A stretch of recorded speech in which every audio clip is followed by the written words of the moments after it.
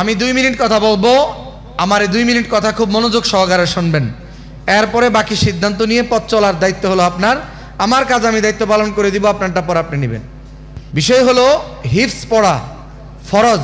এমন কোন শরীয়ী বা কোরআন এবং হাদিসের কোনো ভাষ্য আপনারা পাবেন আছে? দেখাতে পারবেন আমারে?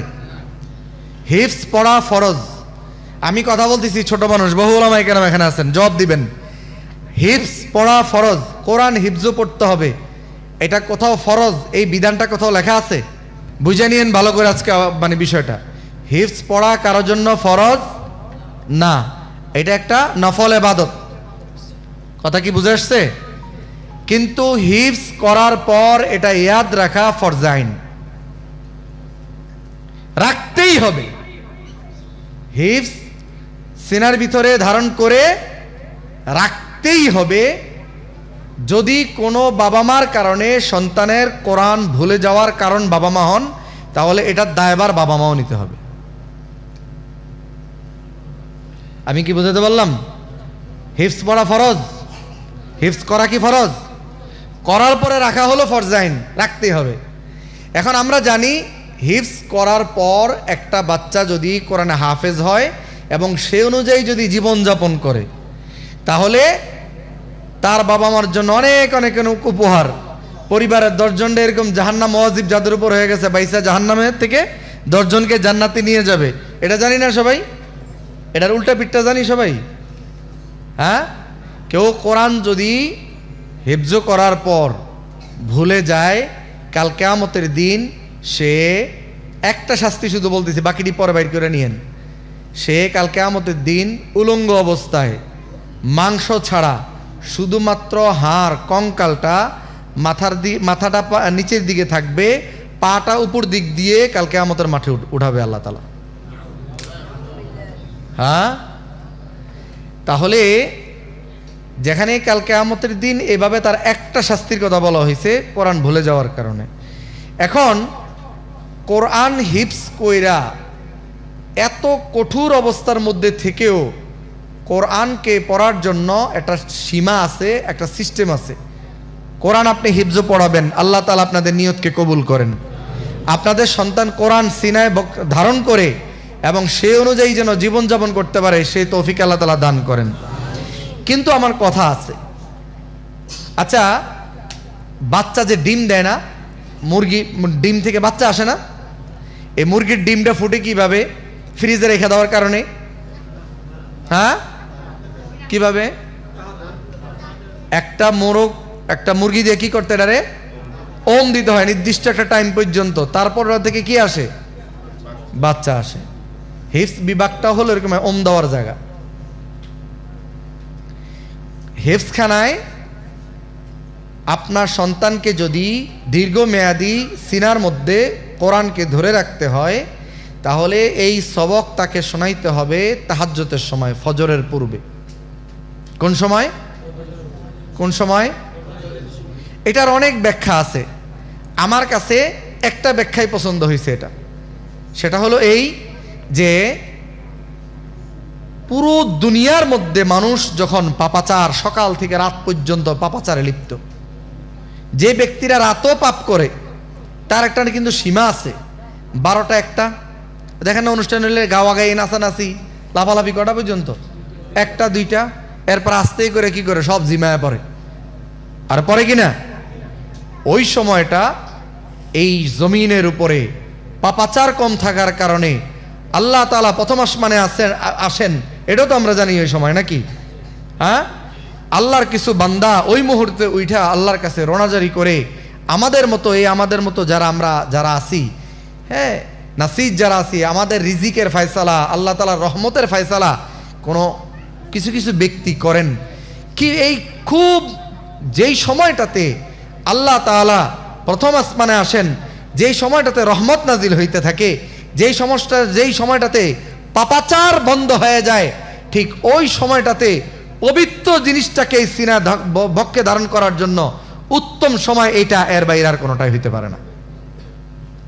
এই জন্যই আমাদের আকাবের যারা, তারা এই সবকের জন্য এই সময়টাকে নির্ধারণ করছেন। ওই সময়টা আমার মনে হয়, আমি তো আকাবিরদের সাথে আমার কথা হয় নাই, বাকি কথা হলো আমার মনে হয় এটাই। আর একটা বাচ্চা যদি ফজর আগে সবক দিতে পারে, তাইলেই ফজরের পর পর সে কি শোনাইতে পারে? 7 সবক শোনাইতে পারে। আর 7 সবকের পর আবার জেনারেল ক্লাস, এরপরে বাচ্চাটার ঘুম, এরপর আবার দুপুরে উঠো, আমুকটা ইয়াদ করো, এরপর আবার আমুকটা শোনাও, তারপর আবার পিছনে পারা তেলাওয়াত করতে হবে, না হলে ওই পারা ভুলে যাবে।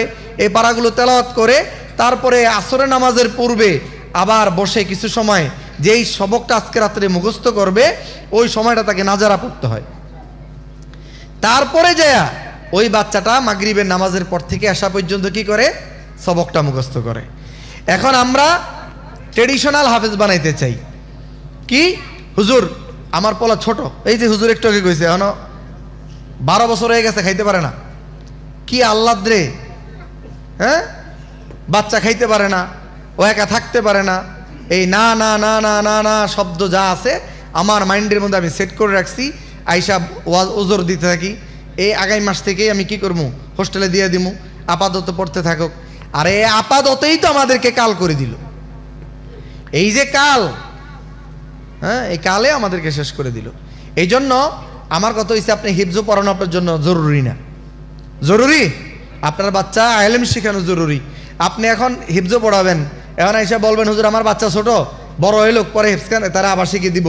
কিন্তু আবাসিকে না থাকার কারণে এই বাচ্চারা যে ইন্দে পড়তেছে ওই দিক দিয়ে ভুলতেছে, এদিক দিয়ে পড়ে ওদিক দিয়ে ভুলে। এরপরে বলেন কি যে বাচ্চা এত বছর পড়তেছে, কি পড়াইছেন? এদিকে ভুলে যায়, এদিকে নাই, এদিকে আছে, হাউ কাউ চিল্লাচিল্লি শুরু হয়ে গেল। এই জন্য আপনাদেরকে আমি বলছি, যারা আজকে সবক নিতেছে, যদি পারেন পূর্ণাঙ্গ হাফেজ বানাবার এরাদা থাকে, তাহলে মাদ্রাসায় দিয়ে ভালো করে পড়াবেন। আর যদি মনে করেন যে পড়াতে পারবেন না, তাহলে সবক নিতেছে সুন্দর করে নিয়ে বাসা পর্যন্ত থাকেন। এরপর আর সামনের দিকে বাড়াটা আমি উচিত মনে করি না। আমি কি বুঝাতে পারলাম আপনাদেরকে? আমি যা বললাম পুরোটাই আপনাদেরকে নিরুৎসাহিত করেই বললাম। আশার বাণী হলো এই, আপনার যদি কোরবানি করার এরাদা থাকে, তো তার অন্তরের মধ্যে আল্লাহ তাআলা কোরআন সিনার মধ্যে তার এটা জায়গা পাবে।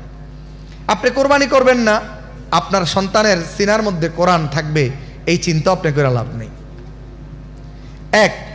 এটা হলো একটা বিষয়। আমি বিষয়ে আসলাম। আপনারা চিন্তা করতেছেন যে সবাই আমার বাচ্চাকে মাদ্রাসায় দিছি, তো আমার বাচ্চা এখনো পর্যন্ত এই পড়া আগায় না কেন? জেনারেল আগায়, আরবি আগায় না। অভিযোগ আছে কিনা আপনাদের? এটার একদম সহজ সমাধান কথাটা আমি আপনাদেরকে বলে দিই। যতদিন পর্যন্ত আপনি 5 ওয়াক্ত নামাজ জামাতের সহিত পড়তে পারবেন না, যতদিন আপনি পরিপূর্ণ পর্দা করতে পারবেন না, যতদিন আপনার ঘরের মধ্যে দ্বীনি মার্কাজ কায়েম করতে পারবেন না, যতদিন আপনি আপনার ঘরের মধ্যে এরকমভাবে হালাল রিজিকের ফয়সালা করতে পারবেন না, যতদিন পর্যন্ত আপনি আপনার বাবা মায়ের হক আদায় করতে পারবেন না, যতদিন পর্যন্ত আত্মীয়র সাথে তার হক আদায় করতে পারবেন না, অতদিন আপনার সন্তানের আরবি পড়া অন্তরের মধ্যে এলেম ঢুকবে না না না। সোজা কথা। আপনি খাইবেন সুদ, আপনি খাইবেন হলো যে ঘোষ, আর আয়া করবেন আমার বলা মুহাদ্দিস হয় না, আল্লাহ ঠেকছে? বলেন, আপনি হারাম খাইবেন আর আপনার সন্তানের মধ্যে আল্লাহ তাআলা এলেম ঢুকাইব, এটা করতে শিখলেন আপনি? আপনার সন্তানকে হারাম খাওয়াই আপনি এলেম চান কিভাবে? আপনি পর্দা করবেন না, আপনি পার্টিতে যাইবেন, আপনি অনুষ্ঠানে যাইবেন একদম পুরা বেপর্দা হইয়া, আপনার সন্তান মুহাদ্দিস হয়ে যাবে, বিষয়টা এরকম? হ্যাঁ, আপনি নামাজ পড়বেন না 1 ওয়াক্ত, অনেক পোলাপান্ডে আইসা অভিভাবক কয় হুজুর মাইক দেন ধইরা, কি হয়েছে? 1 ওয়াক্ত নামাজ পড়ে না, কথা শোনেন। আরে কথা শুনবো কই থেকে? যদি জিজ্ঞেস করি কাব্বু নামাজ পড়ে, আম্মু নামাজ পড়ে, আমার কয় খালি নামাজ পড়তে যেতে, হেরা নিজেরে পড়ে না। তা আপনি তো অর্ডার দিয়ে করাইতে চান, নিজে করতে রাজি না। তা আপনি কিভাবে স্বপ্ন দেখেন আপনার সন্তানকে? শোনেন, টাকার জোরে ভিতরে এলেম ঢুকবে এরকম কেউ গ্যারান্টি আমাকে দিতে পারবেন?